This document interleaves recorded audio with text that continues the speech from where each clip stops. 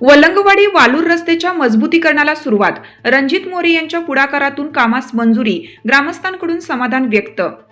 सेलू तालुक्यातील कुपटा सर्कल अंतर्गत येणाऱ्या वलंगवाडी ते वालूर या महत्त्वाच्या रस्त्याच्या मजबूतीकरणाच्या कामास अखेर सुरुवात झाली आहे. या रस्त्याच्या कामासाठी रणजित मोरे यांनी सातत्याने पाठपुरावा केल्याने शासन दरबारी मंजुरी मिळाली असून प्रत्यक्ष कामाला प्रारंभ झाल्याने ग्रामस्थांमध्ये समाधानाचे वातावरण आहे. मागील अनेक दिवसापासून वलंगवाडी येथील नागरिकांना वालूरकडे जाण्यासाठी मोठ्या अडचणींचा सामना करावा लागत होता. रस्त्याची दुरावस्था, चिखल, खड्डे यामुळे शालेय विद्यार्थी, रुग्ण, शेतकरी तसेच दैनंदिन प्रवास करणाऱ्या नागरिकांना मोठा त्रास सहन करावा लागत होता.